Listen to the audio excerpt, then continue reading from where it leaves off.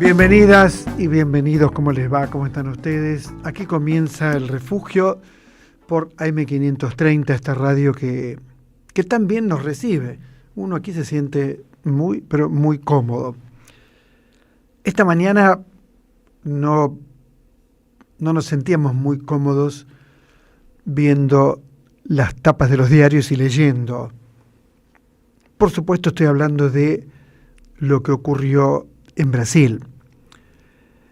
Las fotografías, hoy tenemos un programón por los invitados, ¿no? Viene Alejandro Grimson, donde vamos a hablar de los paisajes emocionales de las ultraderechas masivas. Viene el fotoperiodismo, ¿no? Los representantes de una muestra extraordinaria de fotoperiodismo que todos los años tiene un lugar central. Por eso creo que empezar el programa hablando de las fotos que publicó Nación y Clarín en la tapa no me parece desacertado, sobre todo si lo relaciono con una novela para mí muy buena, Marciano, de Nona Fernández. Pero empiezo diciendo que el título de este editorial es Máquinas de Matar.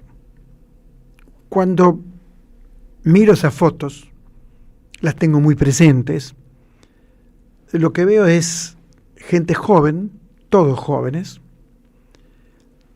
esparcidos, no tengo otra palabra mejor para decirlo, esparcidos en la calle, apilados, diría, apilados, esparcidos, apilados.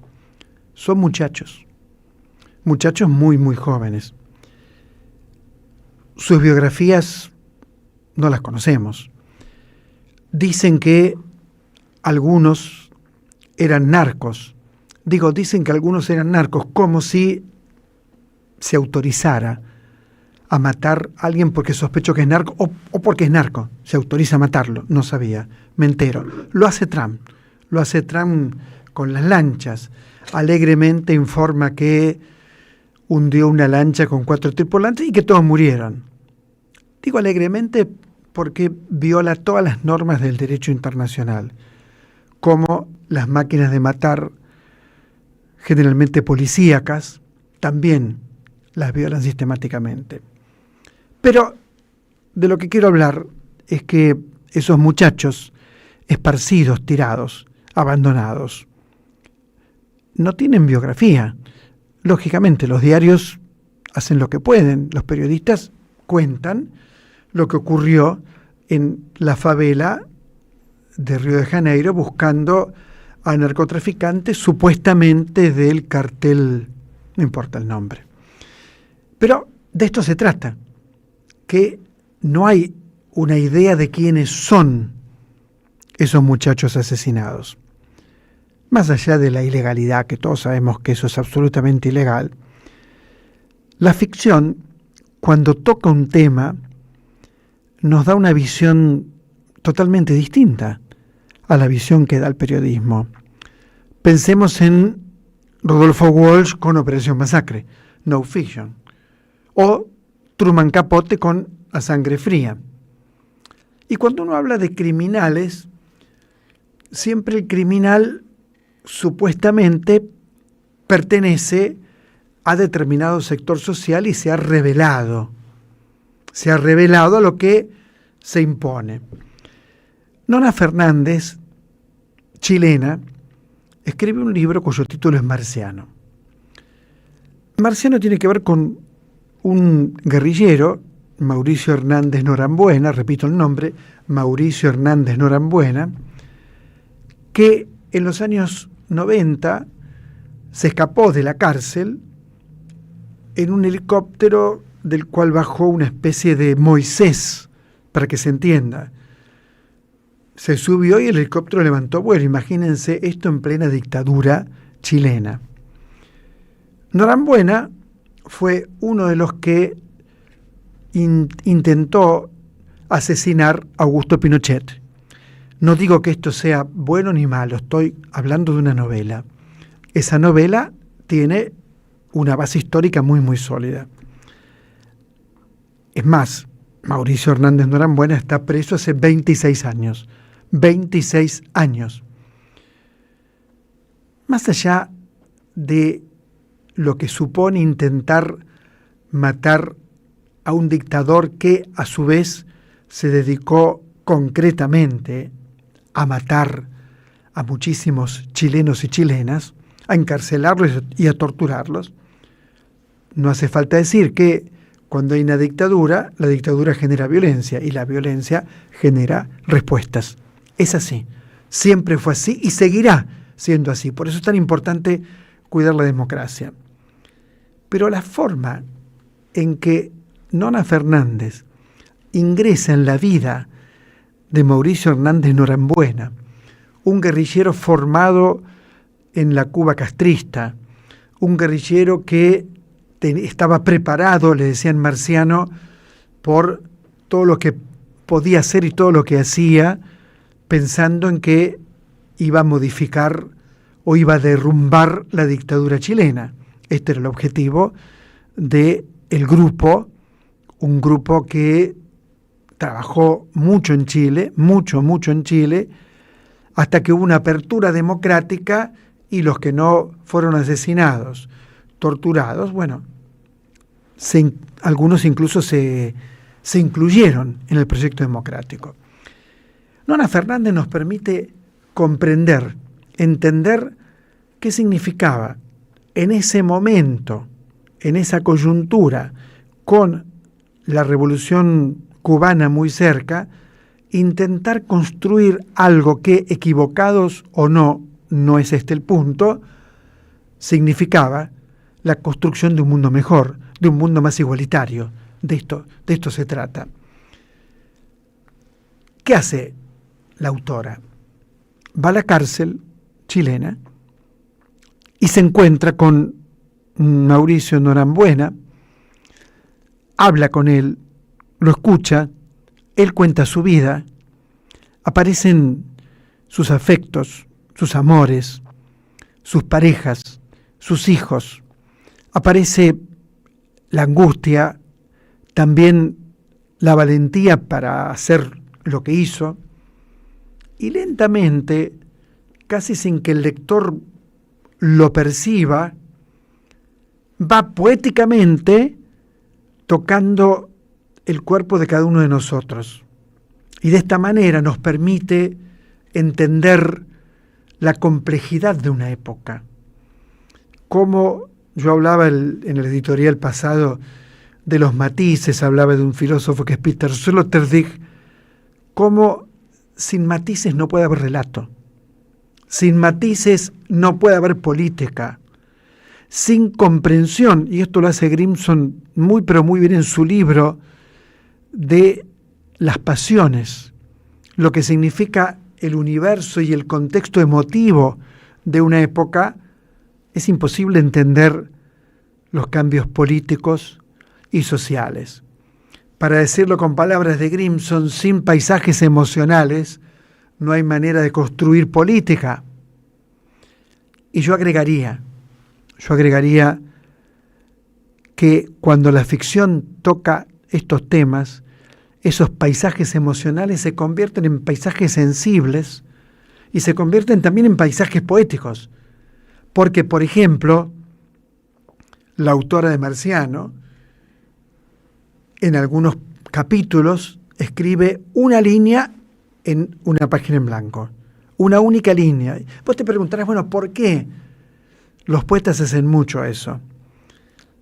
Porque es como esa interpretación psicoanalítica lacaniana, donde hacen un punto y no dicen más nada. Bueno, de esto se trata una frase en una página. Es para que te detengas en esa frase y pienses algo, no buscando el significado, no, sino yo diría buscando la erótica, como decía Susan Sontag, ¿no? Menos hermenéutica y más erótica. Es decir, buscando, bueno, cómo resuena esto en mí. Y de esta forma uno entiende lo que fue lo que se llamó el Frente Patriótico Nacional, lo que fue la lucha con la dictadura de Pinochet, que podría ser cualquier lucha con cualquier otra dictadura, porque cuando uno dice máquinas de matar y empieza en estas fotografías horribles que estaban en las tapas de los diarios de hoy, también por supuesto piensa en Videla, Macera y compañía. Por supuesto que piensa en todas las dictaduras latinoamericanas, que por supuesto esas dictaduras latinoamericanas generaron no solamente una reacción armada por parte de la guerrilla, sino que también generaron textos, poéticas, novelas, maneras de mirar el mundo, maneras de pensar el mundo. Y solamente si uno se compromete a viajar a esa época puede, en todo caso, armar, yo no diría un juicio de valor definitivo, pero sí armar una constelación de imágenes que te permiten entender qué es lo que pasó, y cómo pasó y por qué pasó. Y esto me parece que cuando yo empecé a leer Marciano, de Nona Fernández, yo tenía una idea, como todos, ¿no? Como tenés vos que estás escuchando radio, mirando el programa, teníamos una idea de lo que había pasado en Chile. Podría agregar, pero ¿para qué? Que yo viví en Chile en la época de Allende, era muy muy joven, y uno percibía lo que venía, pero claro, se encontraba siempre con el otro que le decía, nunca en Chile hubo un golpe de Estado.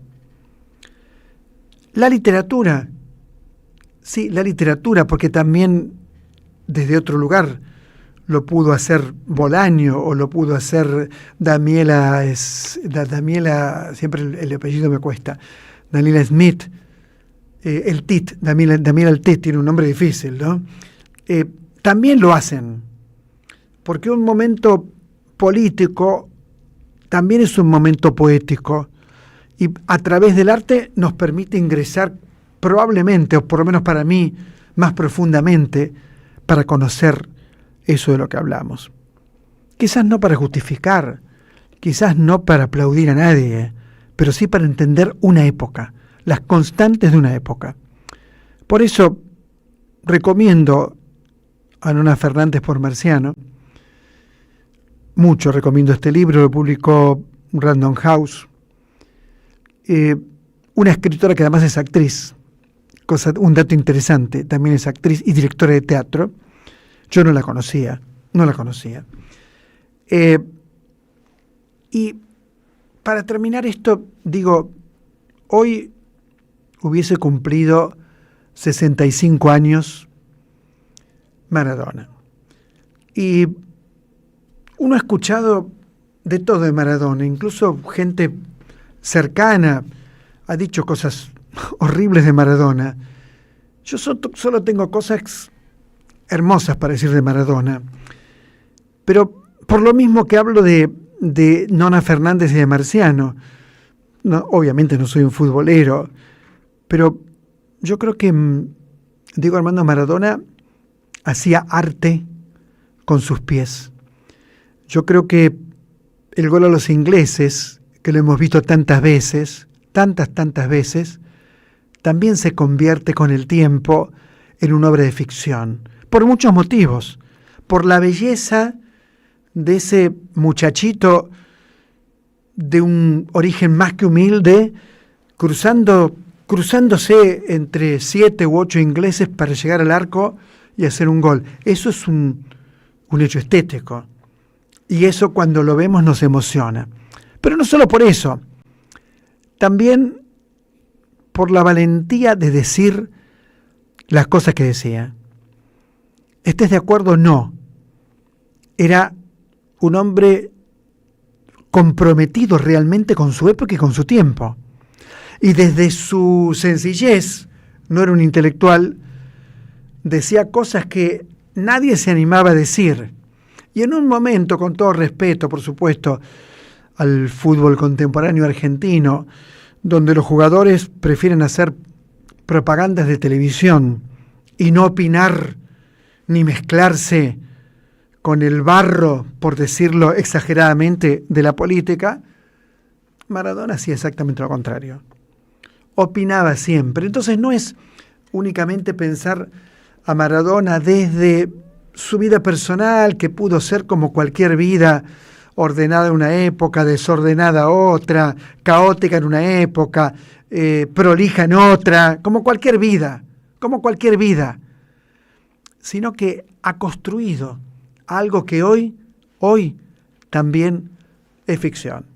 Nuestro breve homenaje, hecho por supuesto por una producción estupenda, donde está Vicky Nardone, Dani Franco y toda una patota, nuestro homenaje por streaming con lo que preparó la producción, pero también ustedes por radio en cualquier lugar del país en el que estén. Maradona, 65 años, qué lindo saludarlo.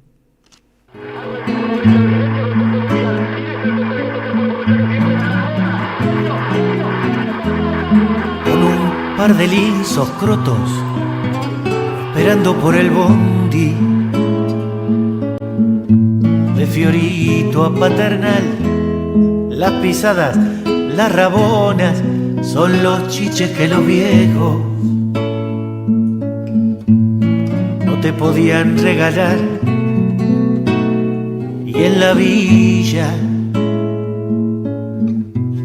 se juntaban los pendejos para verte gambetear del riachuelo para el mundo, desde el cielo hasta el infierno. Patadas en catalán llaman a diva manguearle milagros a San Genaro, porque entrabas a jugar y se juntaron el jet set y la camorra para verte gambetear 30 millones de negros transpirando en tu remera para jugar un mundial, más regalos que un cumpleaños, más premios que la quiniela, más baile que en carnaval y en los barrios faltaban televisores para verte gambetear. Ole, ole, ole, ole, ole, ole, ole, ola, para verte gambetear. Ole, ole, ole, ole, ole, ole, ole, ola, para verte gambetear.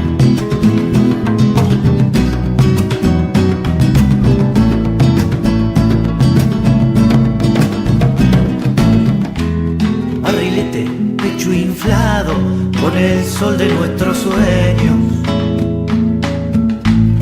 te volviste a iluminar, empachado de ilusiones, cuando vos eras el dueño. Te fueron a desterrar y en las calles Gran trabajo. Y te diría, está emocionante la producción. Miraba las imágenes que han preparado, excelente.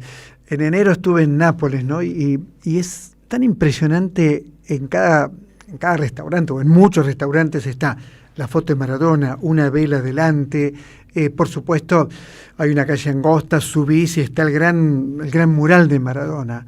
Muy, muy conmovedor todo lo que sigue produciendo Maradona en un lugar, por ejemplo, como Nápoles, ¿no? Porque de alguna manera reivindicó el sur, y esto fue lo importante. Yo, insisto, no sé nada de fútbol, simplemente estoy hablando de Maradona, que hoy por hoy está mucho más allá del fútbol también.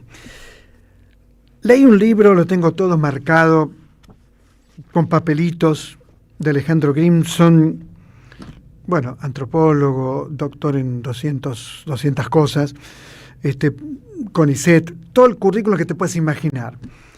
Pero el título, fíjate el título, Los paisajes emocionales de las ultraderechas masivas. Una pregunta, la gente vota contra sus intereses, y unas citas, varias citas que a mí me gustan mucho. Spinoza, saben que me gusta que siempre lo Spinoza, donde ubica el texto en otro lugar distinto.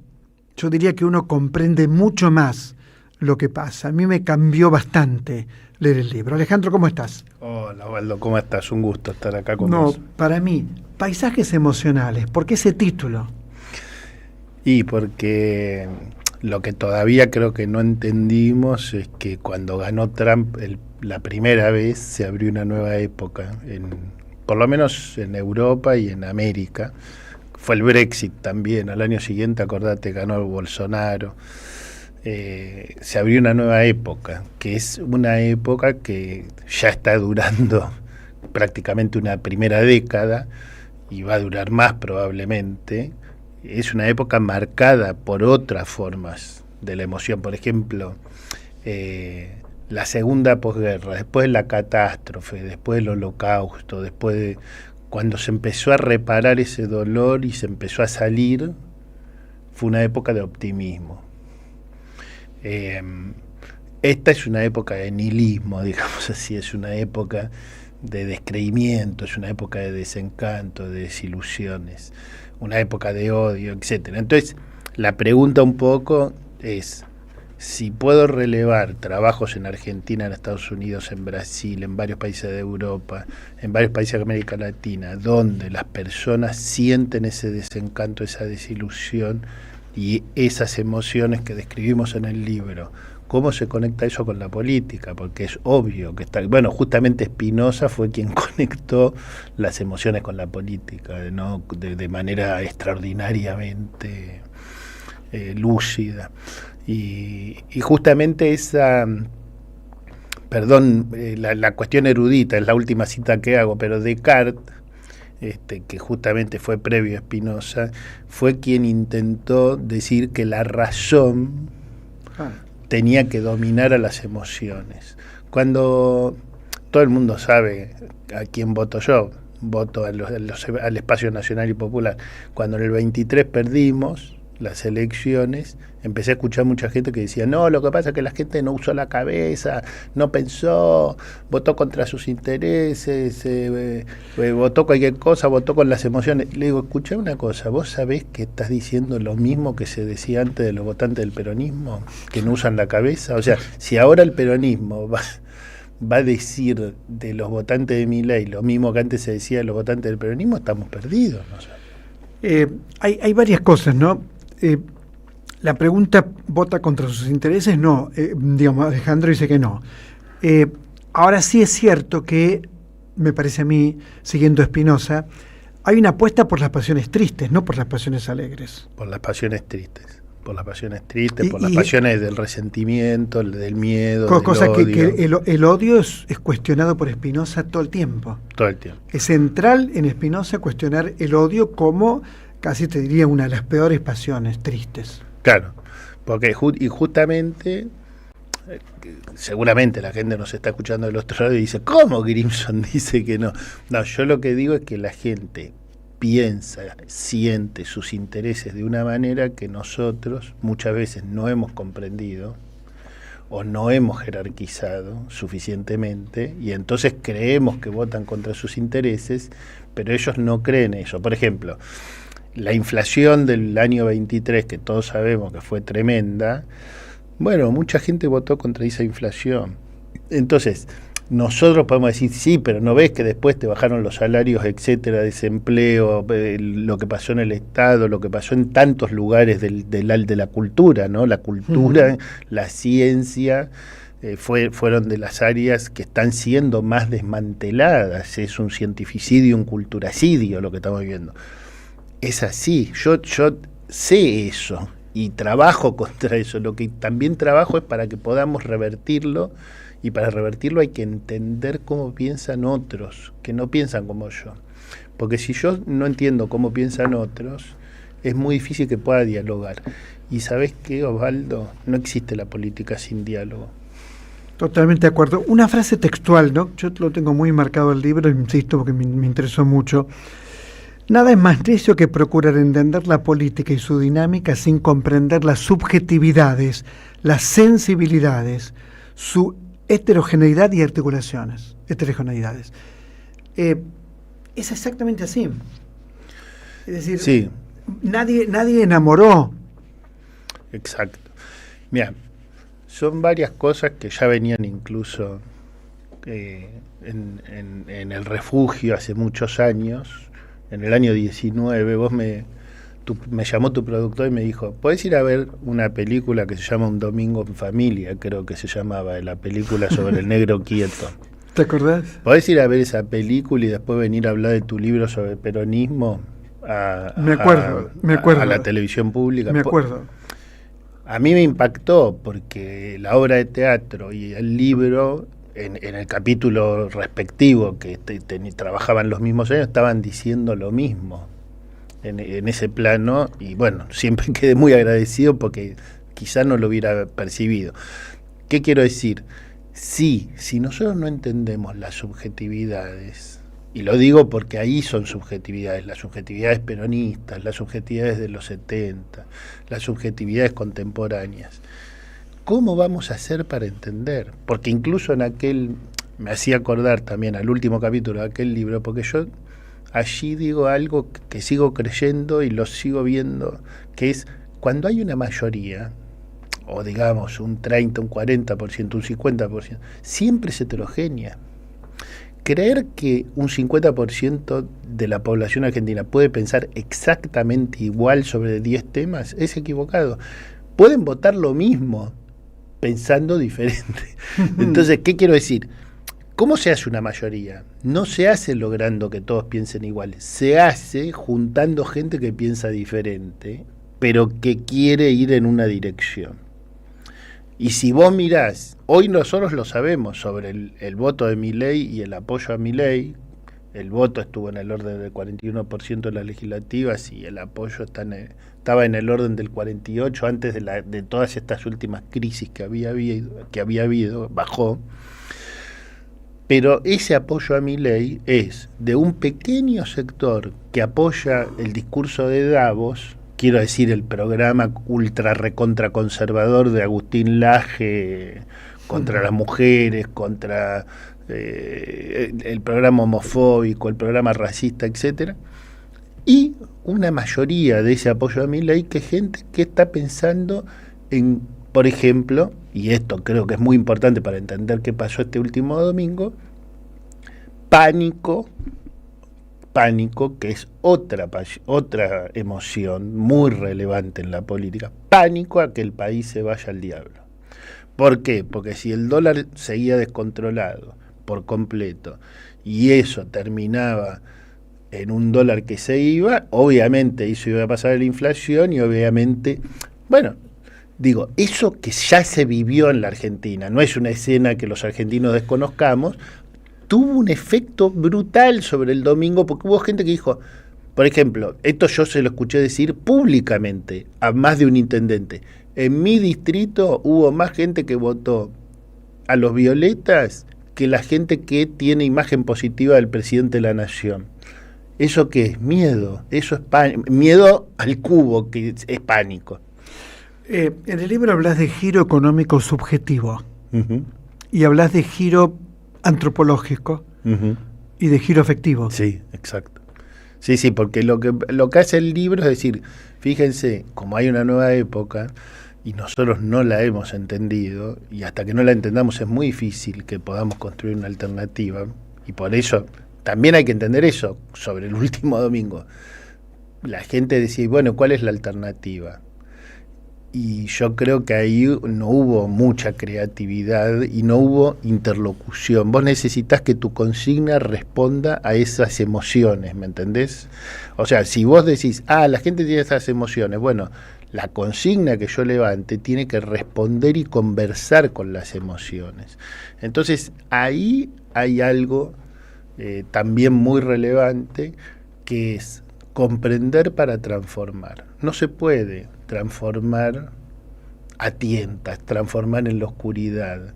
No, el conocimiento, y bueno, por eso hay una bibliografía muy amplia en el libro, ¿no? Es muy, muy extensa, de distintos países, para mostrar distintos procesos, porque incluso las extremas derechas no son iguales en todos los países, tienen matices, tienen diferencias, etcétera. Aprovecho para decirlo porque me lo acuerdo ahora, que cualquier oyente que tenga ganas de leer el libro puede leerlo gratuitamente en internet. O sea, pone Grimson, paisajes emocionales, y va a llegar hasta el PDF.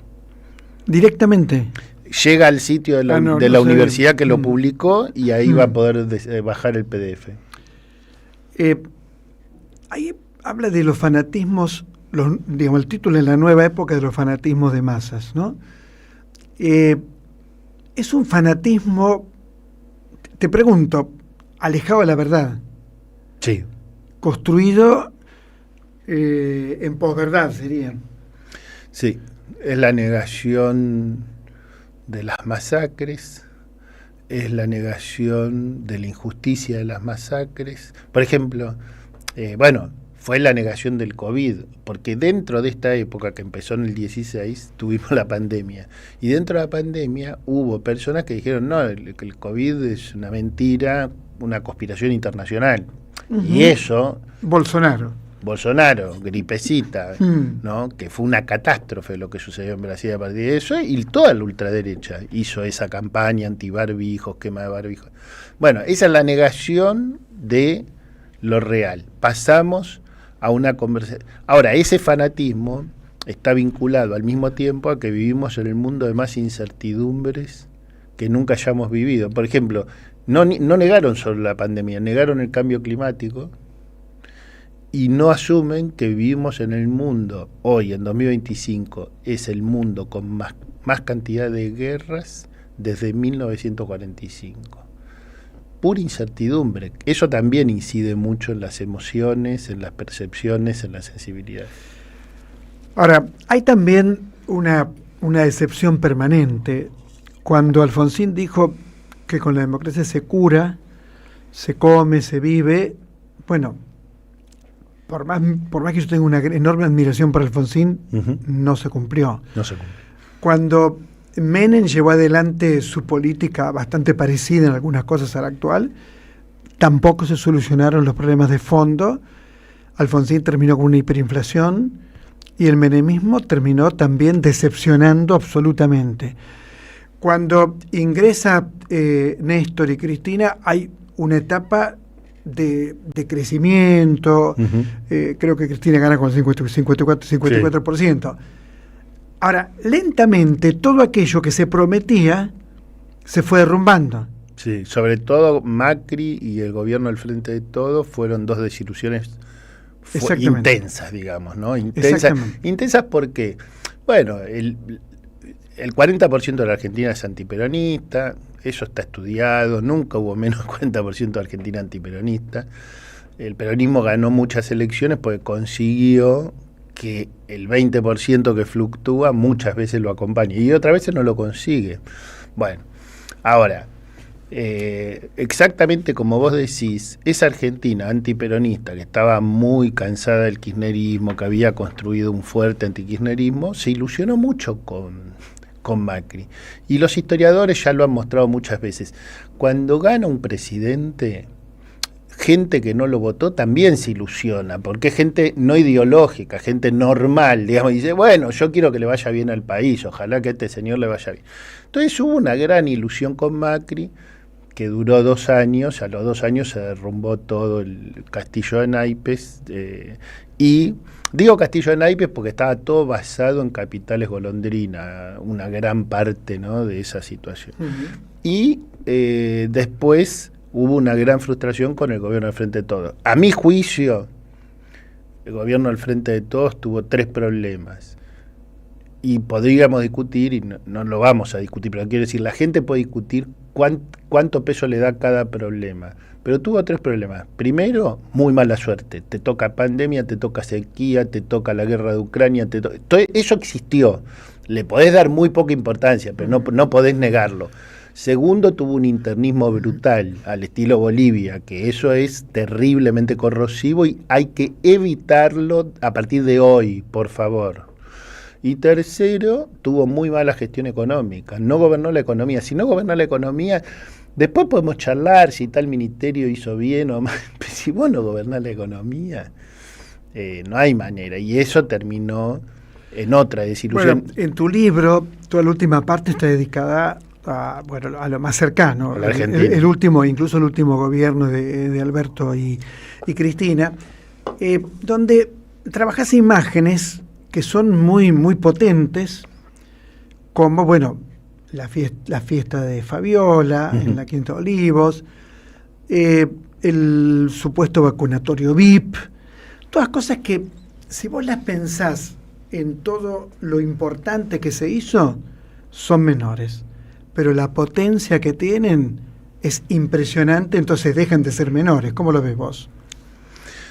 Yo planteo básicamente que, a mi juicio, la foto Olivos, que se difundió muy pocas semanas antes de las elecciones legislativas del año 19 y que incidió la foto en la derrota, Claro. tiene que ver con que, por la misma razón que en abril y mayo del año 2020, Alberto Fernández tenía 80% de apoyo, 70% de apoyo popular. Era como una guerra. Vos declarás un presidente declara una guerra que la gente considera justa, la guerra contra el COVID, se pone al frente y muchísima gente que no lo había votado lo apoyaba. Por la misma razón, pero toda esa gente estaba atenta a cómo se comportaba la política. Yo, por ejemplo, estaba en desacuerdo con que no hubiera una rebaja salarial de los funcionarios del Poder Ejecutivo. Podés considerar un gesto demagógico, no me importa, pero la gente la estaba pasando muy mal, no tenía dónde quedarse, dónde aislarse, no tenía casa, porque ya sabemos cómo viven los argentinos más humildes. Entonces, yo creo que la foto Olivo fue lo contrario de bajar, no se bajaron los salarios del Poder Ejecutivo, pero la foto Olivos es como lo contrario de eso, es como, bueno, estamos todos pasándola mal y este señor estaba haciendo lo que nos prohibía hacer a nosotros, o sea que ahí la idea de casta es una metáfora, vos sabés mucho sobre esto. La foto es un símbolo. ¿Cómo se interpreta? Claro. No lo decidí ni vos ni yo. Claro, finalmente en la foto había 10 personas. No es exactamente el punto, sino todo lo que significa esa foto, metáfora. Esa metáfora que está allí presente. Cuando toda esa parte del libro es muy impresionante porque nadie puede negar lo que vos contás allí. No se puede negar. Pero también hay algo que, en mi opinión, que creo que no lo nombrás, que es el tema Vicentín. Me parece que no está en el libro, creo. Donde también un presidente que retrocede porque hay 300 personas en la calle, también pierde credibilidad. O sea que estos paisajes emocionales tienen una heterogeneidad muy grande para mí. Por eso tu libro me parece tan bueno, por todo lo que propone y todo lo que no dice, pero que está presente.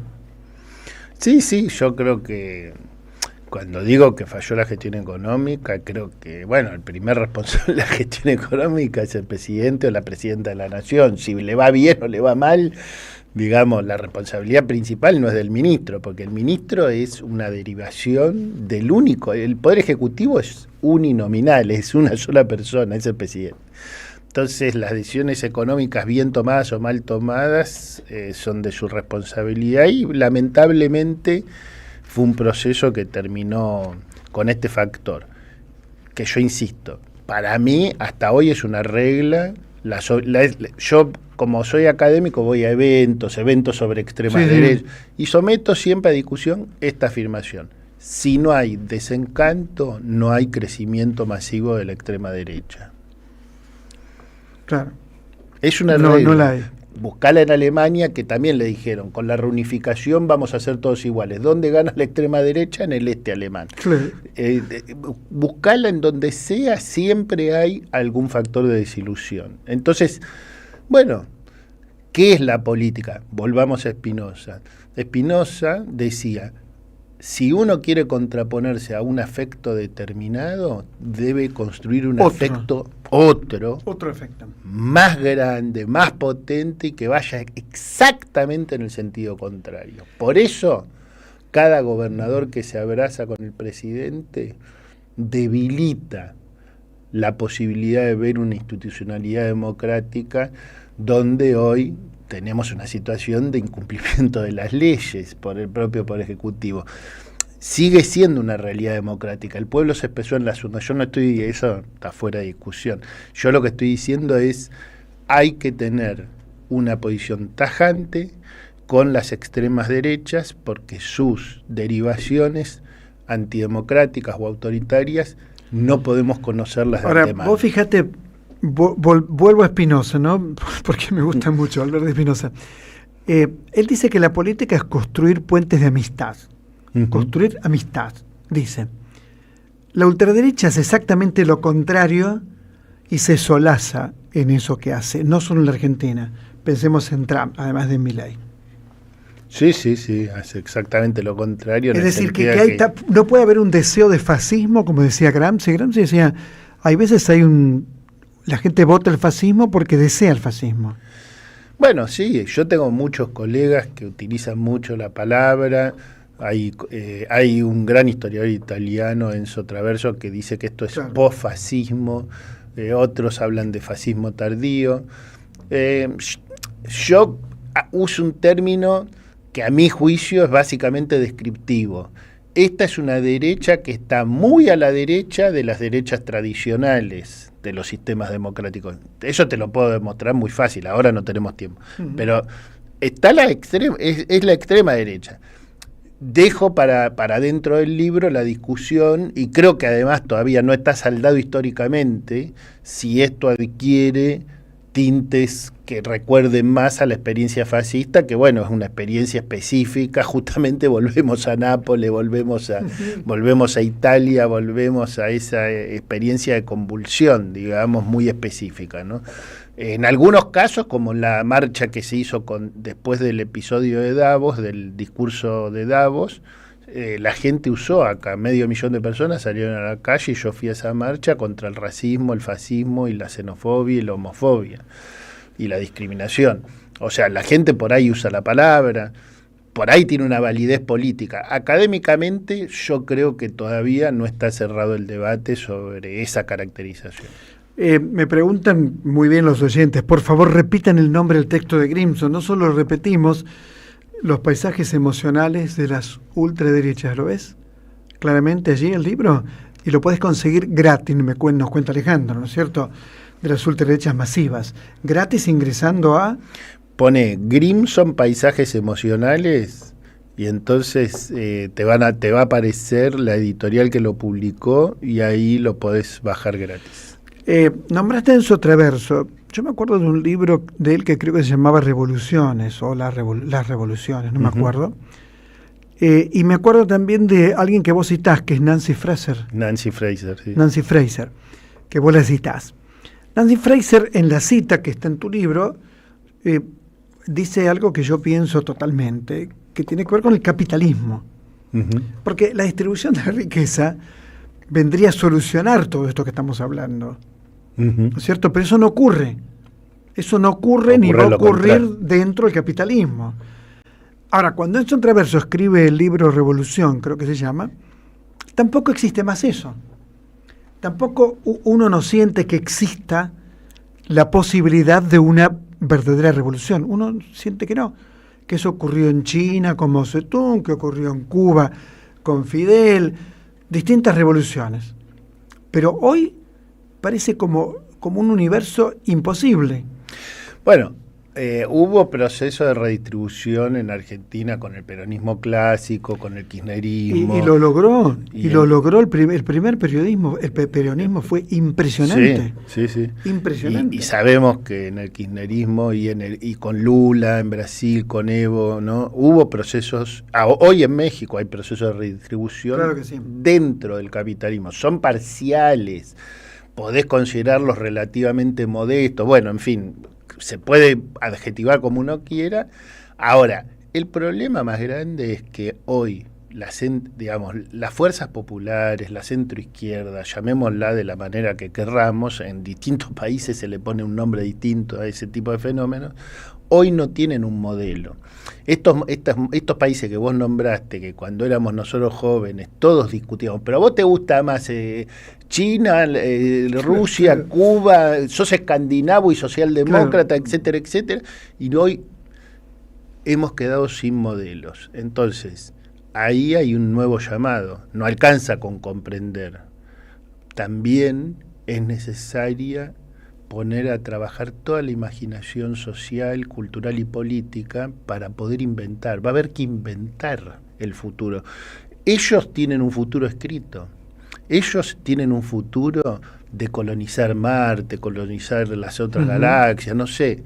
Eso es un futuro, digamos, que tiene aspectos donde, digamos, partes del mundo serían hoteles de ellos. Son futuros donde pueden desaparecer o no pueblos enteros. No sabemos exactamente, también se están estudiando los futuros que ellos imaginan.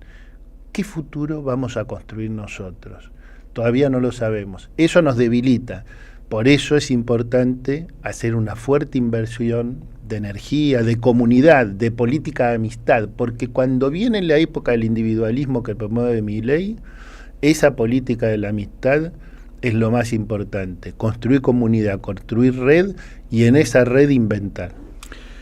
Alejandro Grimson, un placer enorme escucharte. Los paisajes emocionales de las ultraderechas masivas lo publicó Calas. Y en la Argentina lo publicó UNSAM Edita, que es la editorial de la Universidad de San Martín. Maravillosa universidad. Alejandro, muchas gracias. Gracias a muchas vos, gracias. Osvaldo. Lean el libro, es un gran libro de Alejandro Grimson. Nuestro teléfono no lo dimos, 11 3200 0530. 11 3200 0530. Ya volvemos, esto es El Refugio. Deja tu mensaje en nuestra línea de oyentes de WhatsApp 11 3200 0530. Somos Radio AM530. El destino de tus vacaciones está en Turismo Cabal. Viví los momentos que querés, con viajes armados a tu medida, con las mejores ofertas y los paquetes que buscas, con más de 35 años de experiencia. Entra en www.turismocabal.com.ar y encontrá las vacaciones que necesitas. Turismo Cabal. Seguridad en viajes. Destinada a la cartera de consumo. Más información en www.turismocabal.tour.ar. Hoy Salgo te invita a descubrir teatro, música, experiencias para compartir y actividades para las infancias. Suscríbete en hoysalgo.com.ar y empezá a disfrutar desde hoy descuentos exclusivos pensados para vos. hoysalgo.com.ar. Elegí mejor, salí distinto y viví más. Alimentos cooperativos. Producción y comercialización de productos cooperativos y de agricultura familiar. Envíos a todo el país. Por pedido, envía tu mensaje al 11 34 31 2928. Seguinos en Instagram como @alimentoscooperativos. En 2025 vení a los talleres de Lecuni. Música, actuación, coro, tangos, cuentos, teatro, percusión y mucho más para compartir en familia. Acordate, en 2025 los talleres de Lecuni te están esperando. Informes e inscripción, informes.ecuni@gmail.com y seguinos en Facebook, Espacio Cultural Nuestros Hijos, y en Instagram, @ecuni.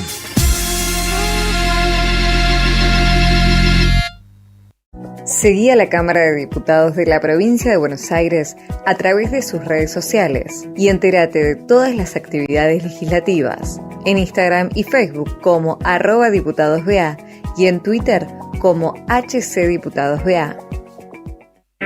Ciclo El Oído Mutante. Charlas del rock argentino. 3 encuentros sobre 2 décadas de nuestro rock. Jueves 6 de noviembre a las 18 expone Norberto Cambiaso. Modera Marcelo Economidis en el Pulqui Bar, Entre Ríos 484. Consulta aranceles y reservas al 11 49 94 29 98 o al correo lasideasnativas@gmail.com. Gracias, mami. Escuchar este mensaje te toma más tiempo que abrochar tu cinturón o la sillita de tu hija o hijo. Un clic que salva. Ministerio de Transporte, Gobierno de la Provincia de Buenos Aires. Las voces se multiplican. Nuestra comunidad se agranda. Acá, escuchándolos, compañeros, buen día, en Merlo, provincia de Buenos Aires, con Urba. Gracias a la comunidad 530, renovamos nuestra planta transmisora. Más potencia, más llegada. AM530 Somos Radio. A todo el país. Cuando cae la noche, el mundo de la cultura encuentra su lugar en El Refugio.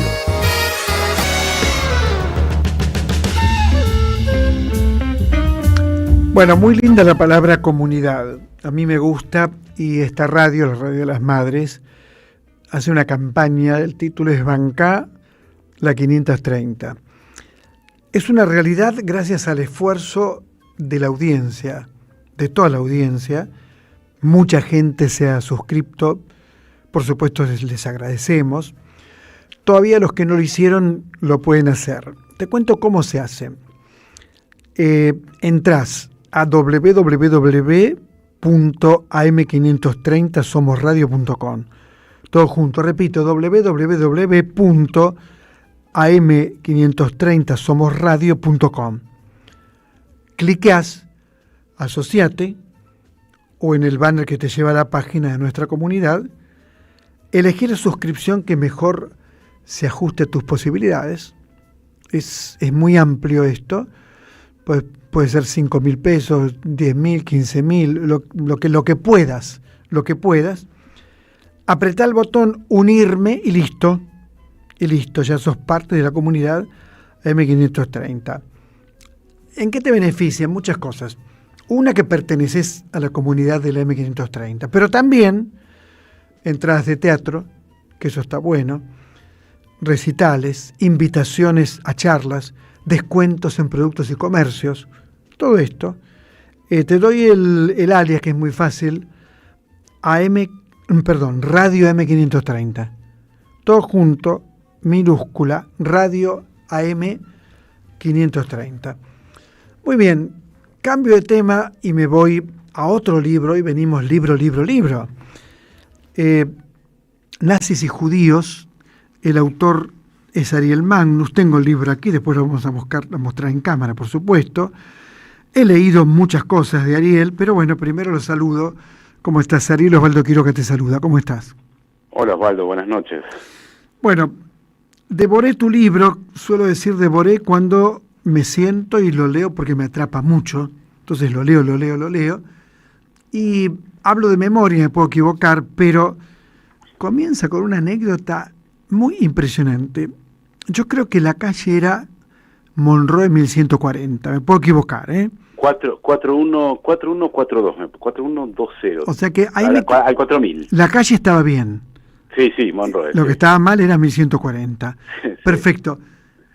En la planta, creo que la planta de abajo, vivía una familia judía. Y en la planta de arriba vivía un grupo de nazis. Así comienza el libro. Una pareja de nazis. Sí. Ahí cayeron mis abuelos. Era un PH que tenía... Por eso, te quiero escuchar a vos.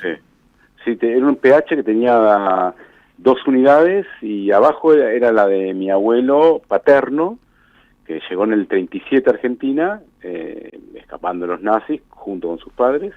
Y arriba les tocó realmente una pareja, él no, pero ella era una nazi convencida.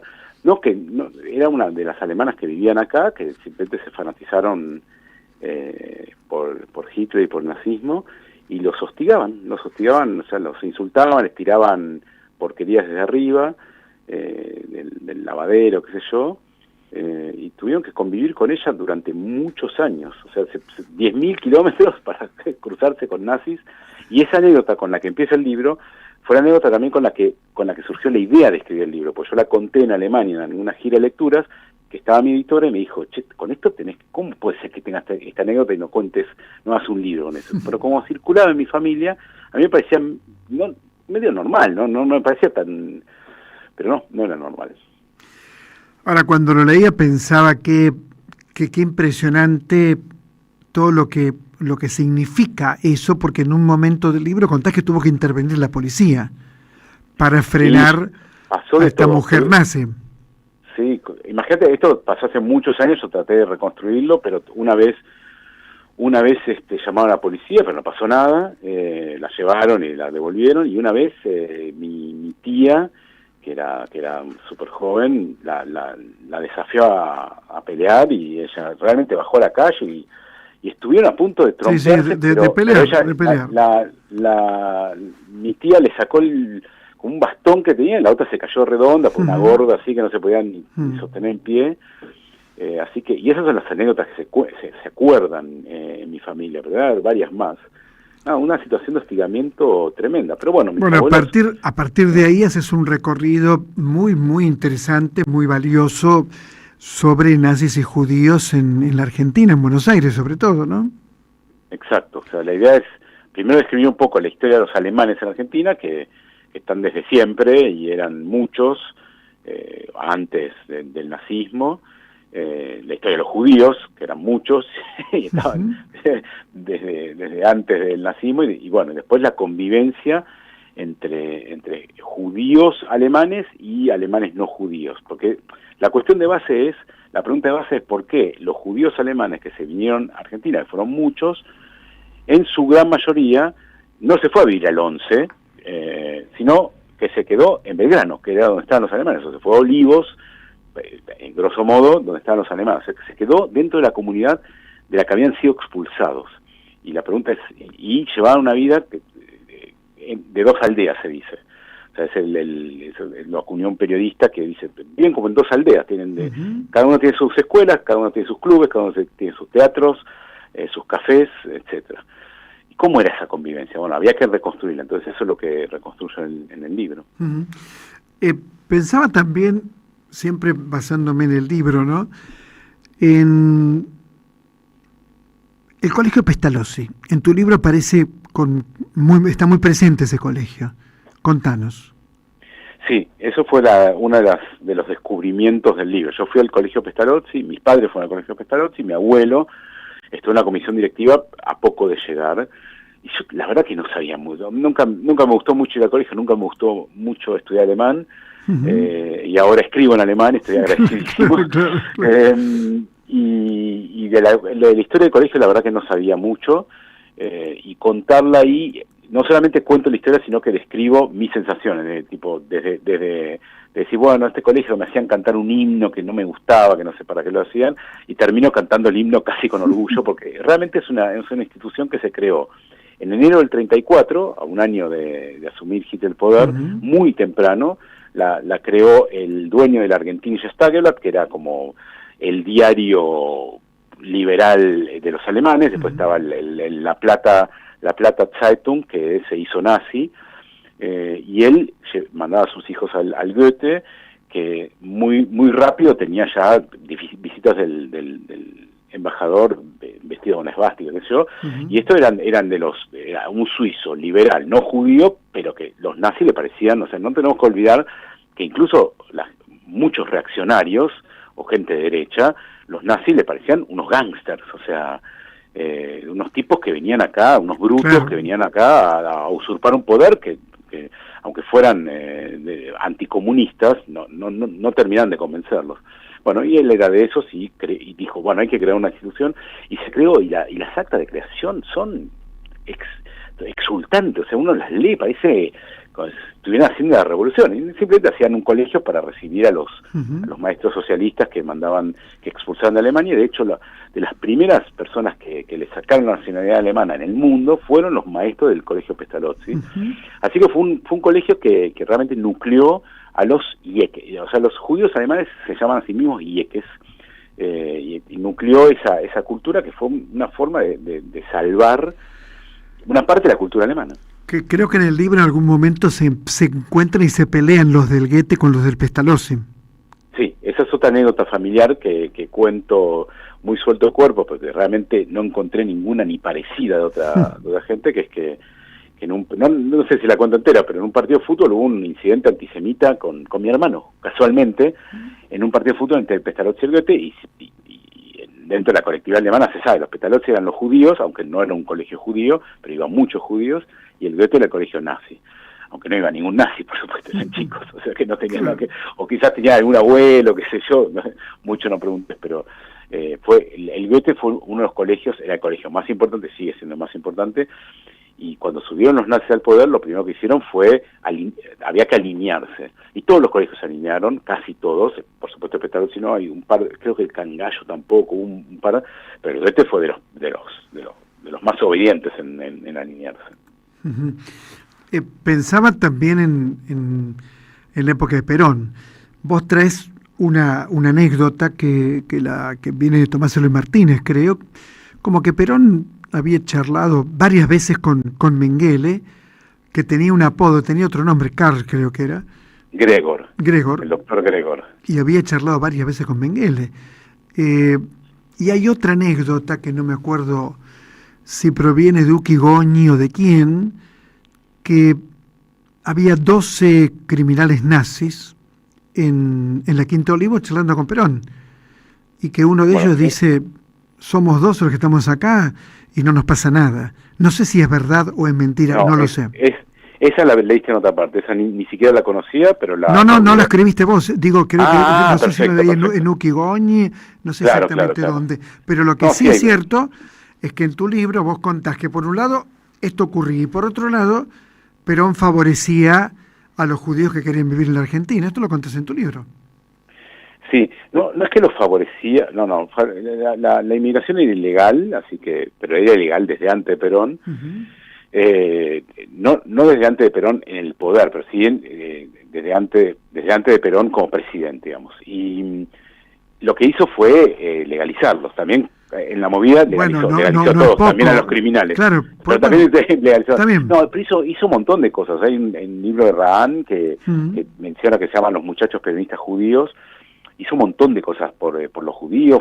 La Argentina fue el primer estado en reconocer el Estado de Israel. Y una retahíla de cosas y las cosas que decía Evita, etcétera. Todo eso lo cité porque yo esto lo escribí, este libro lo escribí como contaba, por indicación de mi editora alemana, es un libro por encargo, que lo escribí en alemán, para alemanes. Entonces, y mi editora me decía, ¿pero Perón era nazi o no era nazi? Bueno, le digo, tiene esta parte, esta droga, que yo, no, pero yo quiero que vos me digas vos personalmente qué pensás. Y yo no sabía cómo explicarle que hablar de peronismo no es tan fácil en Argentina, que no es una figura histórica, que bueno, que hablamos, sino que está súper presente, que uno dice Perón, y ya se mete en problemas, está de un lado del otro, y esto y lo otro. Y entonces traté de mantener un equilibrio, y lo que quise demostrar es, Perón y Evita hicieron suficiente por los judíos, con los judíos, y tuvieron judíos, no solamente el amigo judío del clásico antisemita, sino realmente pactaban con ellos, hacían cosas con ellos que es muy difícil decir es nazi, porque decir es fascista, perfecto. Claro, muy difícil. Pero no le sumes lo antisemita porque ningún nazi convencido hubiera visto con buenos ojos lo que Perón hizo con y para los judíos. Entonces, claro que sí. Por supuesto que fue un tipo que profitó de los nazis que quedaban boyando, como hizo Rusia, como hizo Estados Unidos. Como hicieron todos. Él también trajo, sin importarle ni un poquito si eran criminales de guerra o no. La ruta de ratas no sabemos cuántos había, pero quizás sabía, o sea, no le molestaba pactar también con los nazis, pero eso no lo hace nazi, por lo menos en un análisis, digamos, más o menos desapasionado, digamos, desapasionado.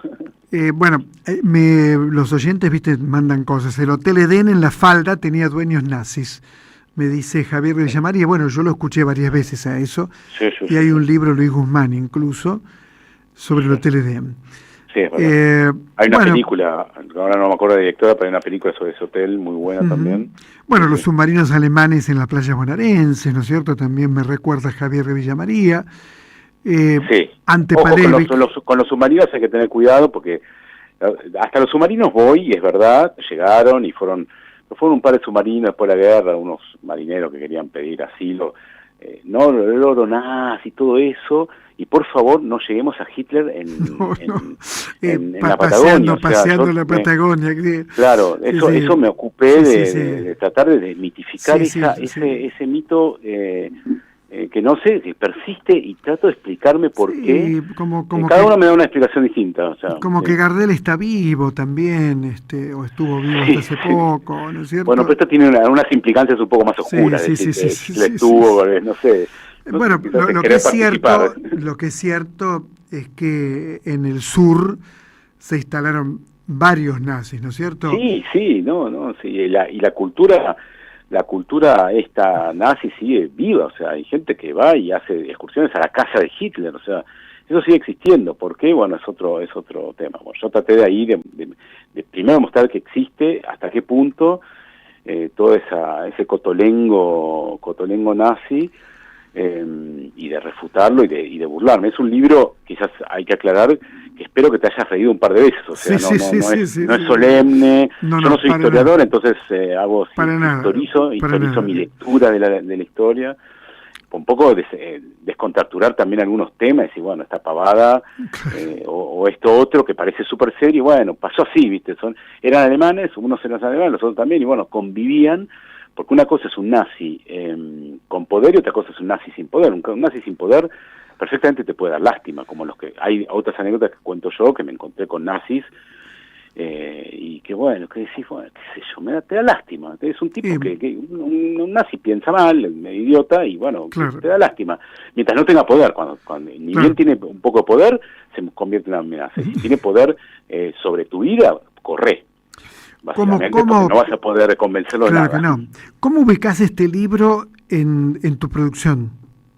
Digo, pienso en Las 31, una novela precaria, ¿te acordás? A Luján, una novela peregrina. Digo, en todo lo que has escrito, ¿cómo lo ubicás este libro? Porque es cierto, no es un libro de un historiador tampoco.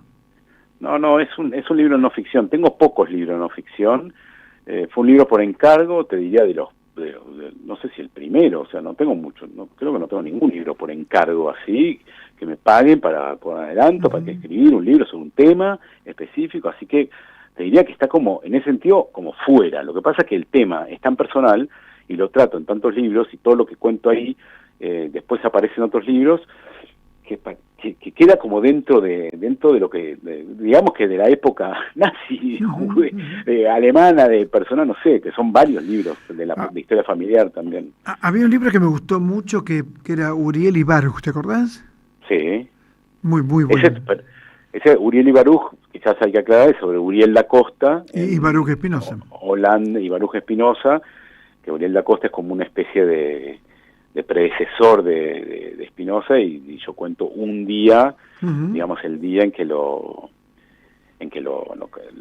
excomulgan, medio lo excomulgan. Ahora me estás preguntando hace tanto que ya no sé cómo. Pero sí, es esa parte, o sea, es un libro histórico. Me acuerdo perfectamente. En Holanda, y que después viví en Holanda un mes, pero esto lo escribí antes de vivir ahí. ¿Sí? Nazis y judíos de Ariel Magnus, lo publicó Interzona, un muy buen libro. Te felicito y te mando un fuerte abrazo. Muchas gracias, Osvaldo. Otro para vos. Era Ariel Magnus, por supuesto, en El Refugio. Ya volvemos. En AM530 pasan muchas cosas. Y todo lo que pasa está en la red. Somos Radio AM530 en Facebook. Entérate de lo que pasa. AM530. Somos redes. Somos radio.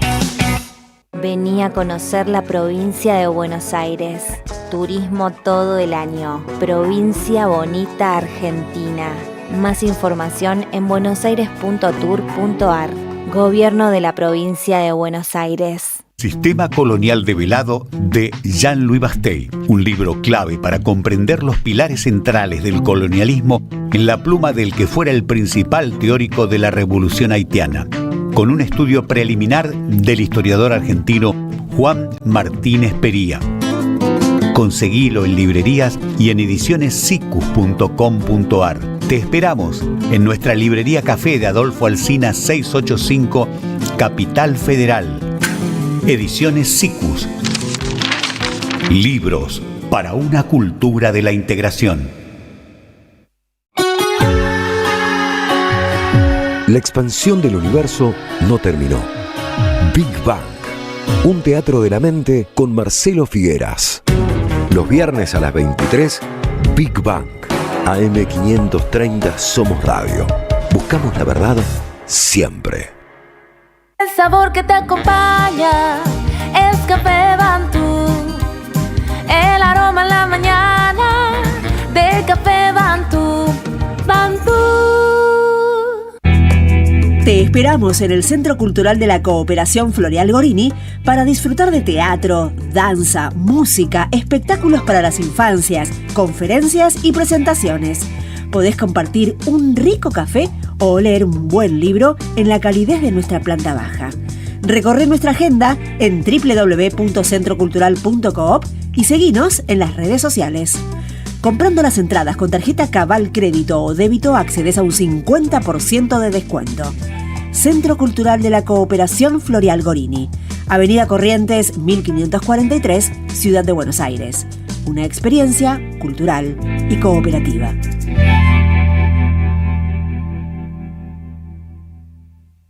AM530 Somos Radio. Buscamos la verdad siempre.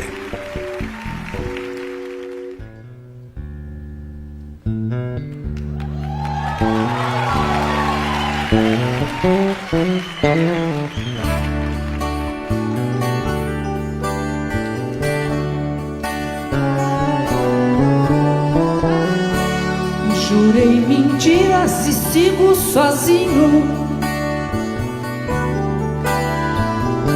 Assumo os pecados.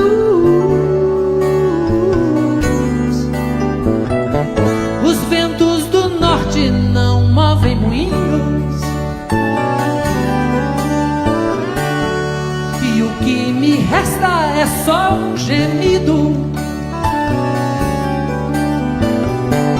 Minha vida, meus mortos, meus caminhos tortos. Meu sangue latino, minha alma cativa.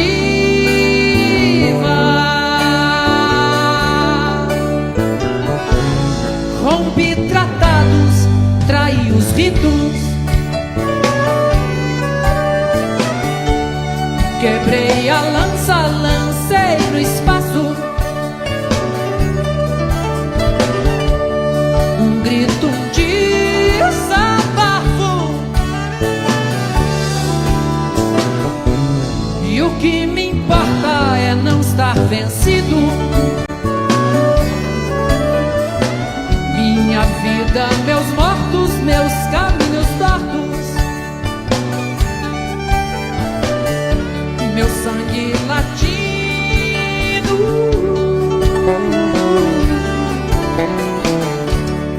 Alma cativa. Bueno, hacer fotoperiodismo hoy en nuestro país es una profesión de riesgo. Es admirable lo que hacen porque cuando apalean a los jubilados los miércoles, tenemos testimonios. Cuando le vuelan la cabeza al amigo Grillo, tenemos testimonios. Y esos testimonios después se convierten, en el mejor de los casos, por favor, en condenas. La actividad que hace un fotógrafo periodístico debería ser una actividad siempre fascinante. Nunca poner en riesgo a quien la está haciendo. Esto no es lo que ocurre ahora. Por eso es tan importante que te acerques a la ex-ESMA y te encuentres con la muestra manual, lo leo porque de fotoperiodismo de Argra, que lo explicaba muy pero muy bien, y le voy a dar la palabra a él primero, Sebastián Brichela, desde el año 1981. Sí, la muestra más icónica de nuestras compañeras y compañeros que mostraron en plena dictadura lo que los medios no mostraban. Hicieron la primera muestra anual de fotoperiodismo argentino, en este caso fuera de Argra. Y eso sirvió para que después ese espíritu de mostrar lo que no mostraban los medios, mostrar por primera vez a las madres en plena dictadura, y ese acompañamiento mutuo que traspasó generaciones, hizo, digamos, lo que es hoy la identidad de la muestra, que estamos en la edición número 36. Vos sos el presidente de Argra. En este momento soy el presidente de Argra, sí. Momento complicado. Complicado, sin ninguna duda, ¿no es cierto? Florencia Downes, ¿cómo va? Buenas noches, gracias. Contanos. Bueno, ¿qué haces? Yo soy trabajadora de TELAM, que ahora somos contenidos informativos, y estamos intentando, como se puede, pero reconstruir la agencia. No la pudieron destruir. Tengo amigos, Carlos Saleto, yo hice el suplemento cultural con él también, conozco bastante, pero digo, no la destruyeron. Seguimos estando los trabajadores, ahora nos cambiaron el nombre, se llama Contenidos Informativos, y lo que hacemos es brindarle información a los medios públicos. Esperamos que en algún momento se pueda volver a reconstruir y ser la agencia de noticias que fue. Lo vamos a lograr entre todos, solos no, pero lo vamos a lograr. Guido Piotrowski, ¿cómo va, maestro? Muy bien, buenas noches, gracias por invitarnos. No, por favor. Página 12. Sí, entre otros medios soy freelance y trabajo para Página 12. Sí. ¿Cómo es hoy trabajar en la calle? Es hostil, es difícil. Todo empezó cuando asumió el nuevo gobierno de Milei. Digo, las dificultades, ¿no?, que nunca habíamos visto. Yo, por lo menos en democracia, nunca vi una cosa igual. Empezó con los debates por la ley ómnibus y se fue acrecentando la violencia contra nosotros, contra los jubilados, las jubiladas y cualquiera que vaya a manifestarse. Y bueno, ahora somos sistemáticamente violentados, ¿no? Nos gasean, nos pegan, nos detienen, sin ninguna razón más que ser los testigos y un canal, una vía informativa para mostrar lo que pasa, que es nuestro trabajo. Nosotros no queremos ser la noticia, ¿no? Nosotros estamos ahí para mostrar, para transmitir esas noticias, y muchas veces, desafortunadamente, terminamos siendo la noticia, junto con los jubilados y las jubiladas a los que, digamos, les pegan también, ¿no? Sí, los cronistas. Sí, los trabajadores de prensa. Los trabajadores de prensa. Somos trabajadoras y trabajadores de prensa que queremos cubrir lo que sucede a través de nuestro derecho constitucional, que es informar, y bueno, a través de un protocolo que ya conocíamos de quién venía. Por eso, cuando Guido cuenta esto, digamos que empezó en diciembre, ya en diciembre del 2023, con los primeros hechos de represión, y empezamos a tomar nota y sabíamos de quién venía. Entonces nosotros implementamos nuestro propio protocolo, porque se volvió a instrumentar un protocolo de seguridad que había estado en el gobierno de Macri, que es totalmente anticonstitucional. Y bueno, empezamos a tomar precauciones, porque cuando fue el intento de reforma previsional en 2017, también en diciembre, también tuvimos 37 compañeras y compañeros heridos con la misma ministra de Seguridad del gobierno de Macri. En el medio pasó lo de Chile, y bueno, esta metodología de represión, que hasta ellos mismos rompen el protocolo que implementaron, hace que nos veamos en la calle, lamentablemente, siendo objetos de esta represión despiadada, cruel, inhumana. Sí, brutal, ¿no? Brutal. ¿Tu experiencia, Florencia? Sí, a mí lo que me parece que lo que están haciendo es como no quieren que mostremos lo que están haciendo ellos, entonces por eso nos reprimen, nos gasean y evitan que contemos la noticia. Y sí, la verdad que es terrible. O sea, ahora lo logran igual. Y sí, porque hay mucha gente que después no va, pero bueno, uno como trabajador y nosotros que somos reporteros gráficos vamos a igual estar ahí cubriendo y reportando la noticia. O sea, van a hacer de todo para que no lo hagamos. A nosotros como fotógrafos y también a los cronistas, a todos los que estamos ahí contando la noticia. ¿Cómo es la muestra este año? La muestra es como todos los años, donde se muestran diferentes hechos de la actualidad, los espectáculos, vida cotidiana, deportes, hay retratos, pero este año tenemos especial énfasis en los hechos de represión. Hubo una convocatoria especial, bueno, por todo esto que estamos charlando, donde se muestran los hechos de represión del 2024 que vieron su punto cúlmine con lo que pasó con Pablo Grillo, ¿no? Que fue en marzo del 2025, pero todo empezó con los debates de la ley Ómnibus, cuando Aufier y Matías, el abogado de los bloques de izquierda, perdió un ojo. Eso fue en febrero, ¿no? Sí, en febrero del 2024. Y eso fue increyendo hasta alcanzar su punto máximo con lo de Pablo Grillo. Ese día también quedó herido Jonathan Navarro, un hincha de Chacarita, que perdió también la visión. Entonces, por eso decidimos este año hacer una convocatoria especial sobre hechos de represión que se puede ver junto con la convocatoria clásica de todos los años. ¿Cuántas fotos y cómo está Pablo, si sabes? Lo de las fotos, envían las compañías y compañeros de todo el país, llegaron más de 2.500 fotos. Hay un comité editor de 5 compañeras y compañeros que se renueva cada año, y este año quedaron más de 150 fotos, más las fotos de los hechos de represión. Y bueno, ¿cómo está Pablo? Y Pablo está luchándola, digamos, no es fácil. Él ahora volvió a estar internado y la pelea todos los días. Así que realmente después del 12 de marzo, que fue el 13, hicimos una conferencia de prensa en la asociación junto con Ciprevas, PAPTREM, el CELS, pidiendo la renuncia de la ministra de Seguridad, que la seguimos sosteniendo y manteniendo, y creemos que es inmoral, más allá de los votos que haya sacado, que pueda asumir, que se presente una elección y que pueda asumir una banca.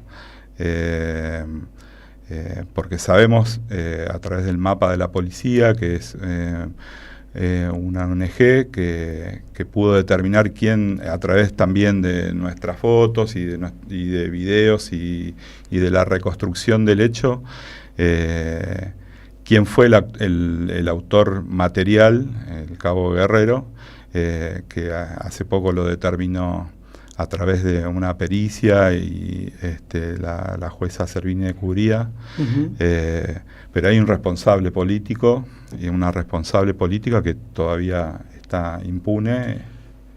Bueno, lo de siempre. Lo de siempre. Lo de siempre. Pensaba en la elección de una fotografía urgente, inmediata, que no hay tiempo de prepararla porque están en lo caliente, ¿no es cierto? ¿Cómo vivís esto? A mí me encanta. Claro, digo, no, nadie posa. O sea, sí. Vas y gatillás, por decirlo de alguna manera. Sí, o sea, digamos que hechos puntuales así de represión, no es que me encante personalmente eso. No, claro. Me encanta estar ahí en el lugar y poder mostrarle al mundo, ponele, qué es lo que está pasando. Y nada, estás ahí y como que no lo estás pensando, o sea, ya lo haces mecánicamente, y estás ahí, después tenés que transmitir la foto, no sé.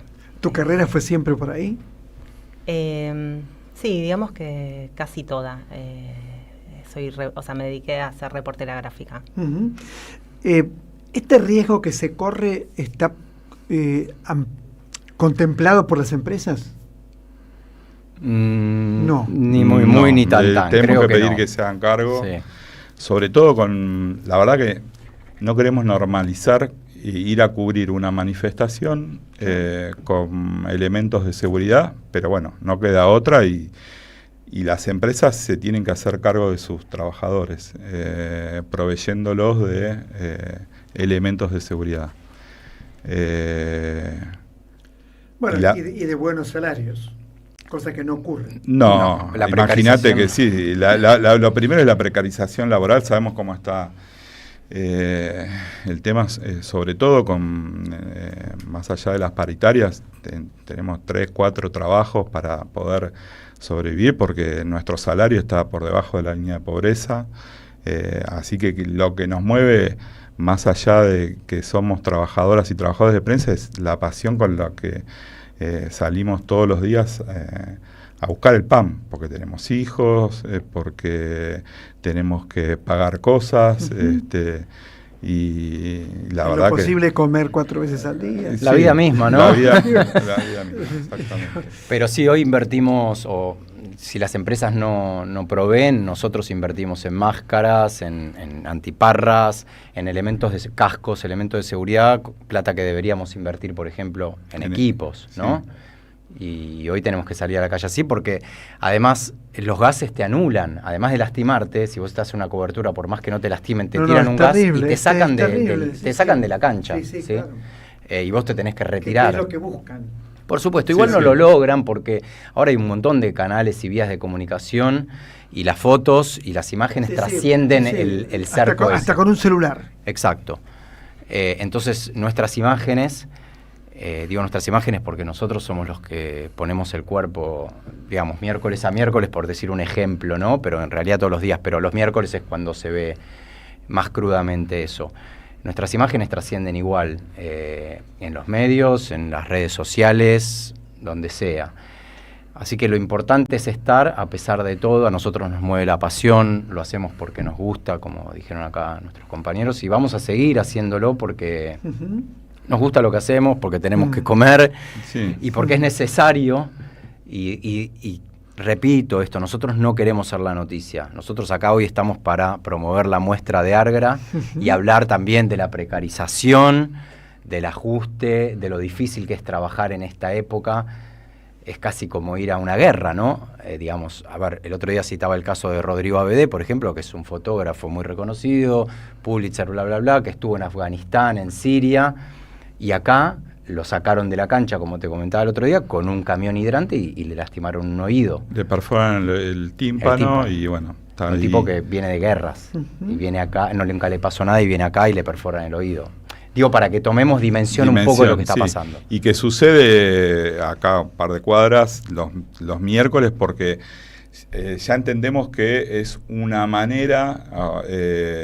que tiene el gobierno de hablarle a sus votantes a ver, y de crear su propio relato. Lo increíble es que después van y lo votan. Sí, eso... Bullrich ganó con casi 20 puntos. Sí. Bueno, es como muy difícil de entender, muy difícil de entender. Sí.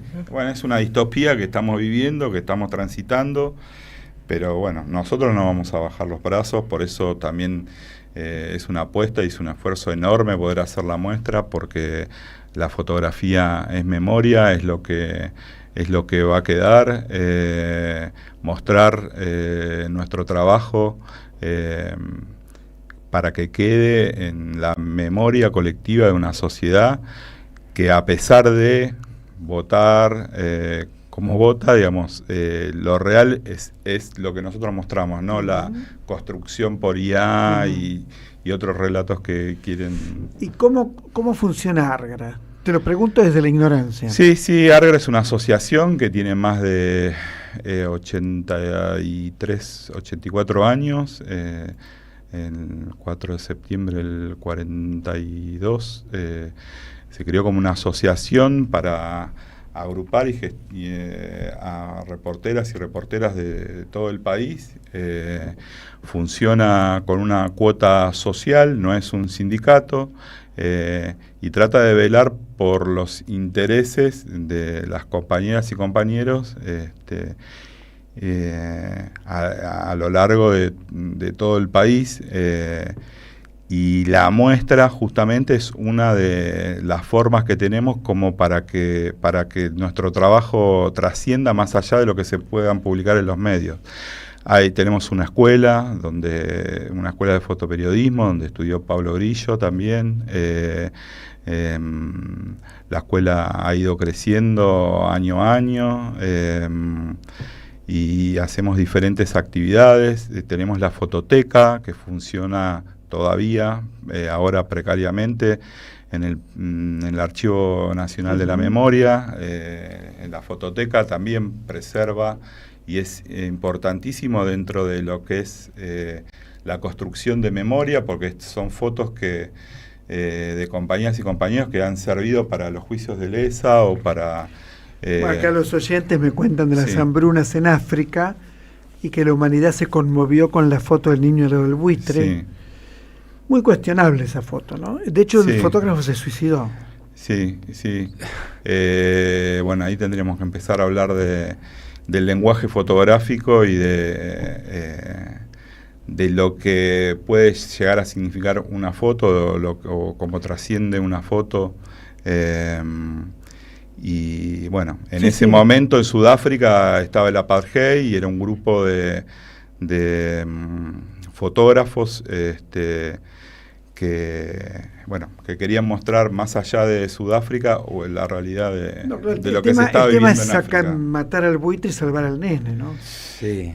El Bang Bang Club se llamaba. Eran 4 o 5 fotógrafos, no sé cuántos quedan vivos. No sé. No, bueno, pero por eso, digamos, nosotros acá, digamos, cuando estamos en estas situaciones complejas, obviamente que lo que prima siempre es preservar la vida nuestra y la vida de los que tenemos al lado. Por eso la asociación y este conocimiento mutuo hace que seamos solidarios. Ha cambiado muchísimo la profesión. Antes era una profesión netamente de hombres y ahora por suerte hay más mujeres que hombres. Y aquí está. Sí. Bueno, acá me dice el oyente que las fotos fueron muy importantes en Vietnam para que el público norteamericano pidiera la paz. Es cierto, las fotos. También me habla del cadáver del nene al lado del mar, ¿no? Sí, bueno, son fotos... Es cierto que dicen mucho esas fotos y cambian probablemente la mentalidad de muchos. Abbas decía, que un fotógrafo de la agencia Magnum, que una foto, o sea, nosotros no vamos a cambiar el mundo, pero mostramos lo que sucede en el mundo para que el mundo cambie. Y bueno, en sí, esta filosofía o esta forma, fotografía humanista, por decirlo de alguna manera, tiene que ver con querer mostrar la realidad o lo que sucede. Que muchos medios hegemónicos no quieren mostrar. Por eso lo primero que hacen es precarizar. Bueno, hoy abrí el programa hablando de las fotos de hoy de tapa de los diarios con lo que pasó en Brasil. Sí. Digo, ver esas fotos te ubica mucho más que leer todo el texto. Digamos, sí, eso de que una foto joven, vale más que 1000 palabras. Claro, un montón de gente joven, voy a utilizar palabras horribles, desparramada, echada en una calle de la favela, en ropa interior. Sí. Es brutal. No, obvio. La foto te dice claramente qué es lo que pasó. Y lo que está sucediendo en Gaza, que como acá estamos tan cagados a palo, o sea, no nos ponemos a hablar no solo del genocidio que está sucediendo, sino de la cantidad de compañeras y compañeros, trabajadoras y trabajadores de prensa asesinados, por querer mostrar lo que sucede. Entonces, no me gusta la palabra cambio de paradigmas, pero bueno, hay una mirada global sobre estas situaciones y bueno, que las estamos transitando. No, pero sin ir tan lejos, digamos, nos remontamos, lo más cerca es lo de Pablo Grillo, que A Guerrero lo identificaron gracias a nuestras fotos, el mapa de la policía.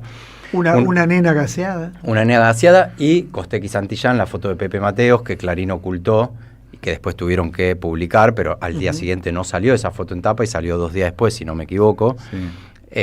Bueno, después pasó lo que pasó y fueron condenados quienes fueron condenados, gracias a la foto de Pepe Mateos y algún otro compañero que no me acuerdo el nombre, Sergio Kowaleski. Kowaleski, bueno, fueron varios compañeros. Entonces, digo, la foto tiene esa validez. Y las fotos que no se muestran en los medios, muchas veces sí se muestran en la muestra.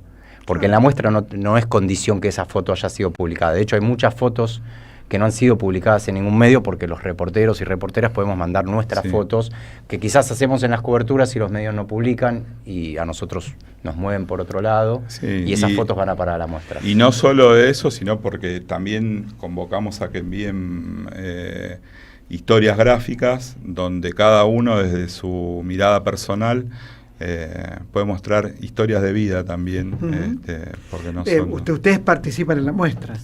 Sí. ¿Cómo es tu foto?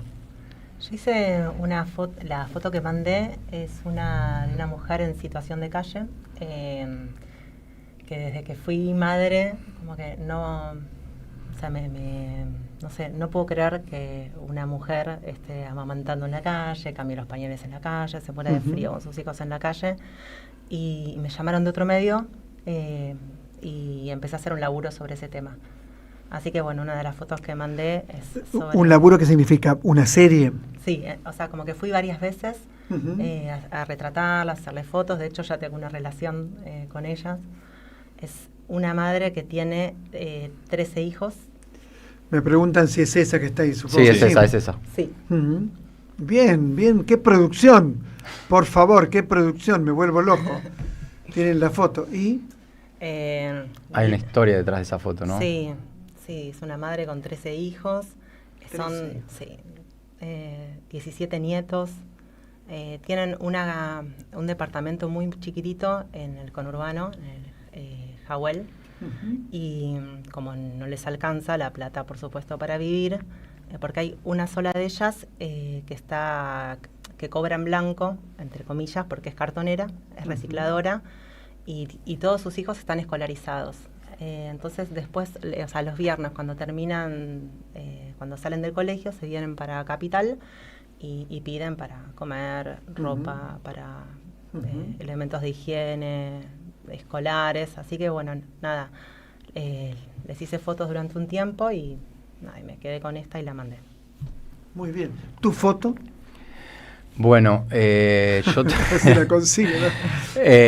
Yo tengo este año 3 fotos.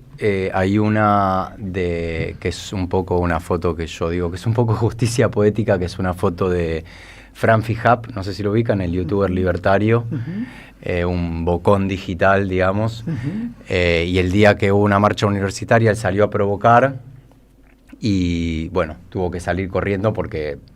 Y escoltado por la policía. O sea, primero se escondió en un local de empanadas. Exacto, se escondió. ¿Cómo hacen? Cuénteme cómo hacen. No entiendo cómo hacen las... las tenían ya, menos mal. Muy bien. Y él salió del local de empanadas y salió corriendo y se agarró de un policía, que la policía lo protegió. Y bueno, después se lo llevaron porque si no... Como corresponde. Por supuesto. Bueno, terminó demostrando lo que es un cobarde, digamos, claro, ¿no? Totalmente. Corriendo, abrazó al policía. Muy buena foto, muy buena foto. ¿Y? No, este año me toca organizar, ya no envié material, no hice la tarea. Digamos, ¿dónde, lugar, horario, días? La muestra es en la Casa de las Madres de Plaza de Mayo, ahí en la Exesma, que nos han recibido. O sea, acá. Sí. En la calle Libertador. Sí. 81, 55. Sí, no importa, Exesma, sí. La Exesma.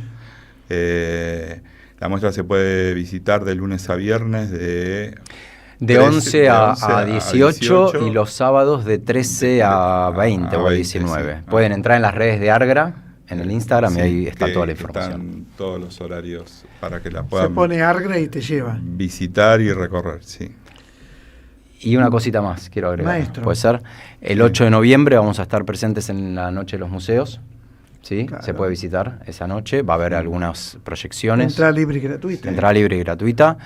Y el 12 de noviembre, a raíz de esto que estamos hablando, vamos a hacer una mesa de debate con la familia de Pablo Grillo, con Fabián Grillo, y va a estar Sebastián como presidente de ARGRA y algunos expositores más para hablar un poco de la fotoperiodismo en tiempos de represión.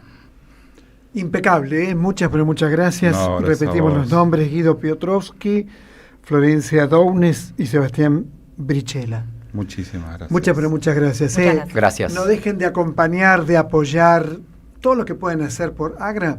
Por favor, no dejen de hacerlo. Es muy importante. Acércate a la muestra. Por favor, acércate a la muestra. Se sale de otra manera después de ver las fotos. Esto es El Refugio, ya volvemos. Deja tu mensaje en nuestra línea de oyentes de WhatsApp.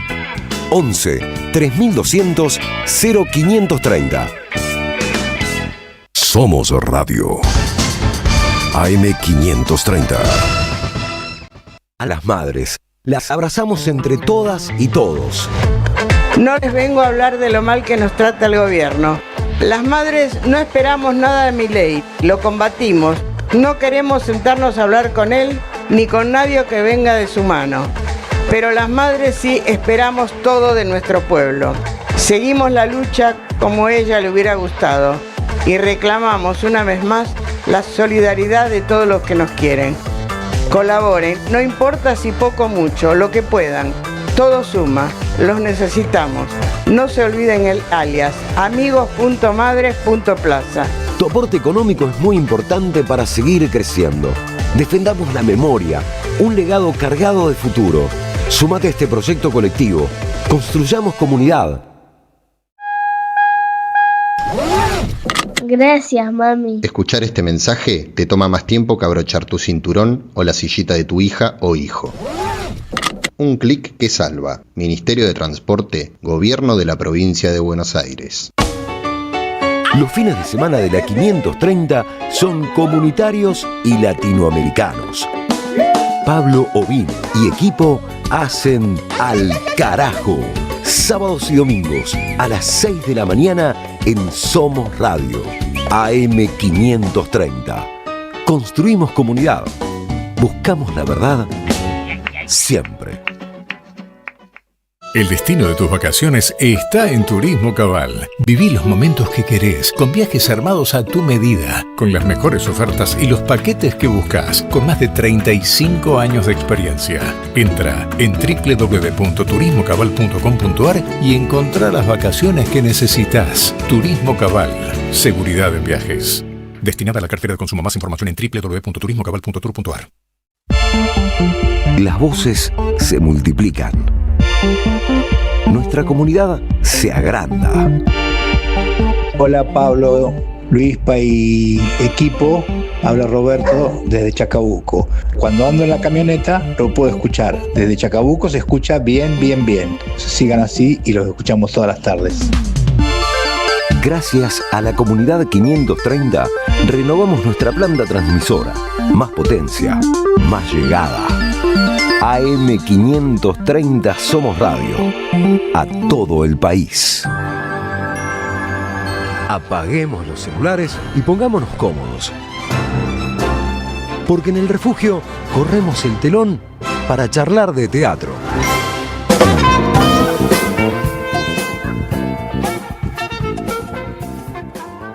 Larisa Rivarola, ¿cómo va? ¿Cómo estás, Osvaldo? Buenas noches. Bien, un poco cansado ya, ¿viste? Una producción agotadora, no, pero muy bien. ¡Qué trabajo! ¡Qué trabajo hoy! Demasiado. Yo soy muy de radio tradicional, pero hoy streameé, dije, quiero ver todo lo que están poniendo. También, muy bien, muy bien. Contanos qué maravilla, ¿viste o no? O por ahí no es una maravilla. Sí. Para hablar mal no hablamos. Yo pienso lo mismo. Siempre apreciamos, yo hago lo hay que mismo, valorar. Exactamente. Fui a ver Marúnica. Tiene un subtítulo que es Reportaje a una pintora española. Es un espectáculo que viene del Centro Cultural de la Cooperación, que va los viernes a las 20:30. El texto es de Cecilia Hopkins, que también actúa, además, una interpretación hermosa, y tiene dirección de Ana Alvarado. también con un ojo muy preciso. Voy a dar un poquito de información antes para que se entienda un poco lo que quiero marcar de este espectáculo, que es interpretado por una sola actriz, como dije, Cecilia Hopkins. La obra toma la vida y la obra de Maruja Mayo, una pintora gallega del siglo pasado. Ella vivió entre 1902 y 1995, pero vivió 25 años en Argentina. O sea, que vivió entre España y Argentina. Aquí llega a fines del 36, con el estallido de la Guerra Civil Española, y se queda hasta el año 62. Y lo que me interesó muchísimo de esta obra es que pone el foco en justamente el conocer y el reconocer y el cómo ha costado esto en la obra de una mujer como el de muchas otras mujeres que suelen ser invisibilizadas en diferentes campos y en diferentes disciplinas. Marúnica, el nombre de la obra, es el nombre o el apodo con el que ella sale de la Escuela de Bellas Artes de Madrid. O sea, es su apodo, porque además por su originalidad, no por su característica. Ella llega a Buenos Aires gracias además a una red tejida por Gabriela Mistral y Victoria Ocampo en aquellos fines de los 30. Y hay algo particular que me interesa tomar, que es de toda la obra que produjo aquí, porque dio 25 años por Barrio Norte, una de esas obras que hoy no existe, para variar, estaba en la pared del fondo del cine Los Ángeles. No. Ella pintó un mural en ese cine que se llamó Armonía Plástica, lo pintó en el año 45, y como el cine tenía un fondo vidriado, la obra podía verse desde la calle. Eso me pareció maravilloso. ¿Es estas dos mujeres que estaba viendo recién? No, ahí por ahí se las pasé a ellos, se ve el cine y de fondo la obra seguramente después la van a poner. Ahí lo estoy viendo, Los Ángeles. Pero tenía además una particularidad muy interesante de su pintura. A mí lo que me interesa y que está tremenda, ahí está, esa es la del cine, ves ese fondo que se ve, claro. Es el mural que ella pintó en lo que era el cine de Los Ángeles, que era una locura, bueno, como muchos, y ese es un lateral. Mira. De la misma obra, que es impresionante. Esa obra, bueno, recién hace un mes se colocó una placa en la fachada del edificio que hay hoy, que es una casa de comidas rápidas junto con un pequeño teatro, recordando... No me lo digas. Sí, a fines de septiembre se colocó una placa con la legislatura porteña, la colocó. Bueno, Maruja tiene esta particularidad que me interesa, que es, por un lado, lo invisibilizada que ha estado, sobre todo porque integró la generación del 27, que siempre la reconocemos porque perteneció a Dalí, a Lorca, a Buñuel, a Rafael Alberti. Y en este tipo de colectivos tan potentes, cuando hay una mujer en general, se la reconoce desde lo individual, como por ahí una personalidad muy excéntrica, una mujer de espíritu inquieto. Claro. No, siempre pasa eso. Bueno, le pasó a Elena Garro, esposa del mexicano, del famoso... Claro, pero siempre es como eso exótico que aparece. Y Maruja Mayo, en realidad, más que un espíritu inquieto y más que una intuitiva y sensible, tenía una particularidad de su pensamiento y su obra, si uno la recorre, porque hay mucho, además, digitalmente es muy accesible, que tenía un carácter muy constructivo, muy metódica, una dimensión analítica muy importante su obra, que la aleja de ese espíritu inquieto con el que en general se suele pintar a las mujeres en el arte y sobre todo en las artes visuales. Y esto Ana Alvarado y Cecilia Hopkins lo ponen, por un lado, tomando el formato de entrevista. Es Maruja Mayo siendo entrevistada en escena, ¿no? Por un periodista que no vemos, pero que está grabando la entrevista porque tenemos todos los elementos para entender que eso está sucediendo. Es decir, hay una puesta en escena adentro de la puesta en escena, como un relato adentro de un relato, y a partir de esa doble mirada aparecen como múltiples marujas. Aparecen Y la verdad que Cecilia Hopkins ahí tiene la posibilidad de desplegar un trabajo corporal realmente, que no tiene que ver solo con la interpretación actoral, que es bellísima, o con el gesto. Es cómo trabaja Cecilia Hopkins los movimientos y la manera en que se va desplazando por toda la escena. Por momentos hay pequeños pasos de danza que no responden a un ritmo tradicional o a una armonía tradicional. Hay como una armonía distinta ahí, cuando ella se mueve, cuando caracteriza a las diferentes edades de Maruja Mayo en diferentes momentos. Y me parece que esa armonía distinta, esos tonos distintos, son muy coherentes con lo que fue la obra de esta artista. Y me parece que esa es la potencia del espectáculo. Es como, esta obra podría ser una obra de Maruja Mayo, por la manera en que está puesta la escena. ¿La obra de quién es? ¿De Alvarado? El texto es de Cecilia Hopkins también. También. Que es muy interesante cómo está construido el texto, cómo juega con el texto, yendo y viniendo en el tiempo, y todo lo que dispone además en escena, que eso me pareció también muy interesante en relación con la obra de Maruja Mayo, es la composición de la escena, los diferentes elementos que hay en escena, los diferentes objetos con los que trabaja, aluden para mí, por lo menos en mi humilde interpretación, a la misma obra de Maruja, porque ella trabajó en muchos soportes, trabajó obra en muchas dimensiones, trabajó murales, trabajó collage, trabajó, diseñó telas, construyó objetos, mobiliario, o sea, toda esa multiplicidad está plasmada en la manera en que se trabaja la puesta en escena. Y para cerrar, así como se veía el mural de fondo que yo aludí al principio, que tiene como unos cuerpos humanos, tiene como elementos del mar, tiene como algas, tiene estrellas, bueno, todo eso que se entrelaza en el mural, para mí está también muy bien entrelazado en la puesta en escena. Hay como un sistema de composición en la puesta en escena que está vivo, que se mueve, o sea, que es muy dinámico. Me parece que ese es el mayor acierto de esta hermosa dupla de Ana Alvarado con Cecilia Hopkins. Yo creo que la obra de teatro que ellos han construido podría ser una obra de Maruja Mayo, tranquilamente. Brillante. Me parece que hay una lectura hermosa. Brillante. Te cuento, porque no tengo tiempo, entonces te lo cuento a vos, que el viernes 31, que es mañana, 5:30, sí.